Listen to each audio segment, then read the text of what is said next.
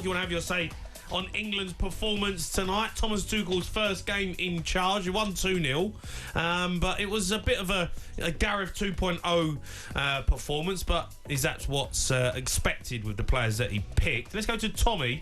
He's an Everton fan. Right, Tom? Hi, Jamie, okay? I'm right, Tommy. How are you? Did you go to the game? Oh, yeah, I did. Yeah, I was just driving back up the M1. I just want to pick you up on what you said about being a lot of difference between Southgate and Tuchel. I don't think you will see a lot of difference until we get to the last stage of the competition, to be honest. Yeah. Because, let's be honest, I think you could manage that time, and I could. We get through every group. We qualify for the competitions. But I think Tuchel coming in to the last stage of the competitions where, hopefully, that's where you'll see the difference. Yeah. No, I totally agree. I said that before the ball was even kicked, and that's why I was surprised, really, Tommy, that he'd come out and done this interview, which felt like a bit of a whinge at the way England played under Gareth Southgate. And everyone expecting all of a sudden that we're going to play different, but I never saw that. I always thought Thomas Tuchel was going to be very much the same in his style, because that's what he's always done at Chelsea and Bayern Munich. But when you get to the latter stages, as you said, a final, you've got a manager in the dugout who knows how to win and who can maybe make a change in a big moment. Yeah, and it's just nice to see. I think the team that was more balanced. We've got a proper left back playing. Yeah. I think when Saka gets fit, he'll come into Foden. And I think, Foden was very poor on us today. He seems to have lost a yard of pace every time. Yeah, it does, yeah. He was going through it. He'd come back on his foot and then go again. And I don't know, it's just lacking a bit of confidence. But, yeah, I think Saka will come back, Trent will come back. And obviously we've got goals to come back in. So, Cole Palmer, I'm excited for him to work under Tuchel. To be honest, I think he'll be really, really good. Yeah. He's got character. I know he's got character through his football, not as like. It's bothered, isn't it? Like I like that. I love it. It becomes something else, doesn't it? Yeah. Being that bothered. Yeah. When you're that bothered, you can play against Brazil in the World Cup final and you'd just be absolutely bothered. Don't care. That's character in itself. I think you need that. You know, I think you got to have something like that. It's kind of nonchalant. Who's the characters in this team? So we got Skelly. We got Cole Palmer. We got Jude Bellingham. We got Harry Kane. We got Declan Rice. They're characters. And now we've got to look at Dan Burn. Like, is he a character?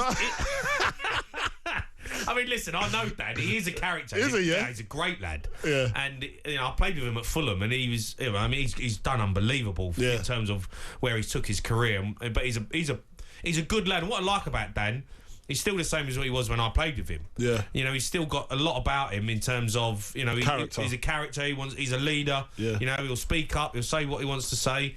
And, I think he's someone actually you can look at now. He was a threat tonight from set pieces. You saw that in the Carabao Cup final. Yeah. And I think it's a weapon. Remember when we had Harry Maguire? We, sometimes we weren't great in games, but Harry Maguire would score a set piece. Yeah. Like now, all of a sudden, you look at Dan Burn and say, that's a player you can use. Set pieces can be a problem. What do you think about Jordan Henderson getting on? Like, what is it? I haven't got an issue with it. I really haven't. Again, I've said this before, and I'm look, he's put him in the team tonight, Thomas Tuchel. He gives him a chance. I thought he'd done all right when he come on, to be fair.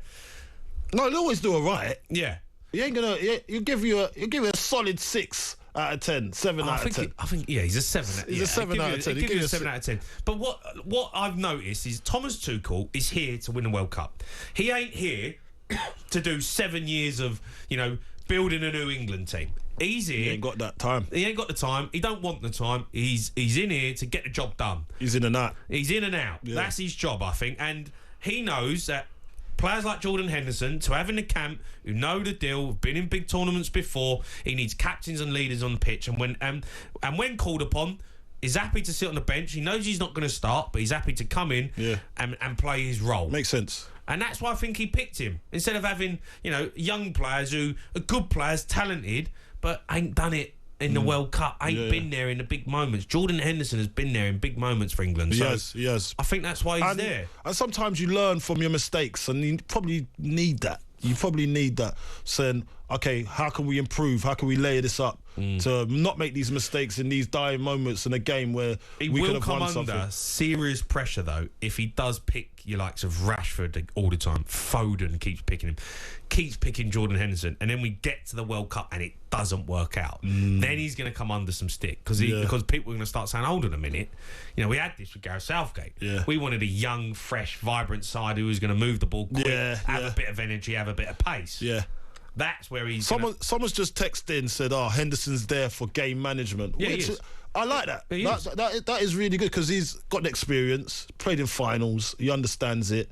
That's a good text. That's exactly why he's there. Yeah, he's a captain. Yeah. Let's go to Liam. He's a Man United fan. Liam?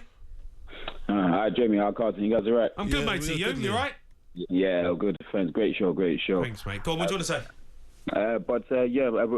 With the game tonight, I feel like as a whole, we played well. Obviously, I'm not expecting miracles. I'm not expecting us to change the complete style of play. However, in terms of Foden, Foden has proven times and times again that when it comes to the England shirt, I think it's too heavy for him. He hasn't performed, and there was that his first World Cup or Euros, I forgot which one it was, when he changed his hair to blonde. That's, in my opinion, that's when obviously in the England shirt he went downhill. Don't get me wrong, he's a talented player. He went downhill because he dyed his hair. No. But that's when he started. That was your defining moment when you noticed. Yeah. That's when he started to go downhill for England. When he was playing, he's a talented player, very talented for obviously Man City. I'm not disregarding that. However, when it comes to the front three for England, in my opinion, I think it should be Rashford, Kane, and Saka.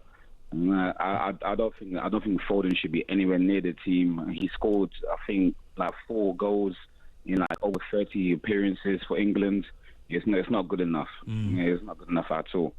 And what I like about Tuchel as well, so far it's only been one game, but it seems like he's not afraid to take risks. Like calling up Lewis Skelly, calling up Dan Burn. No one would have thought that. But he did, and they performed well. Yeah, and it's good to have a proper left back in his side. You know, Lewis Kelly. I know he's a young kid. Declan Rice actually, I thought when he spoke to Faye Carruthers, I thought he spoke really well about because Faye said to him, you know, obviously Darren Bent said that he's the future of England left back. You know what Darren's Ben like. Gets all excited. Gets excited. Like, calm yourself down. He's Arsenal, isn't it? Yeah, he's gonna be the best ever. And you know what? Declan answered it really well. He was like, he basically said that. Calm down. He's got a lot of work to do. Lewis Hall's been brilliant. You know, there's other players who have done really well this season, and he needs to carry on doing what he's doing. And I think that is great because Lewis Skelly is a huge talent. Yeah. It's great to have balance on the left, but you've also, as you said, he's a character, and you've got to manage it a little bit. Don't get too big for your boots. Yeah, you've got to stay humble. But yeah, I love your take on it, mate. Good call. Yeah, Liam, top man, mate. Thanks for your call. Keep on coming in. You want to have your say on England's performance tonight? 1-2-0 against Albania. By the way, they had 865 passes, England. It's a lot of ball out there. Mate, it's like 865. Mate, it was like ridiculous. Training session. It basically was. That's what it was. It's a ridiculous amount of passes. Jeez. In one game. What they do? Just pass him 5 yards to each other for well, I mean, we say it was a bit boring, but 865 possession, passes. 74.2%. Yeah. Shots 12. Shots on target 6. All right. Thanks for the stats, Coley. Jules 1. Listen, mate. It was Jules 1. Yeah. Passing accuracy 94%. Yeah, it was a load of garbage. That. Yeah, it was a whitewash, mate. It was finished. It was a whooping, innit it? Well, one of the people who he works in the office. He's an Albanian journalist. Gezim. We're gonna actually get him on. And we're just gonna batter him. Whooping, because I spoke to him the other night and he said, we're going to win this game 2-1. Right. We're a good team. We've got these great players. Did they even touch the ball? There's absolutely garbage. They didn't even touch the ball. Albania had 5 passes in the game. Right. All right, get your calls in. 03 717 22 33 44. The Sports Bar with Jamie O'Hara and Jason Cundy. Monday to Thursday nights from 10 on AM, on DAB, via the talkSPORT app and on your smart speaker. talkSPORT.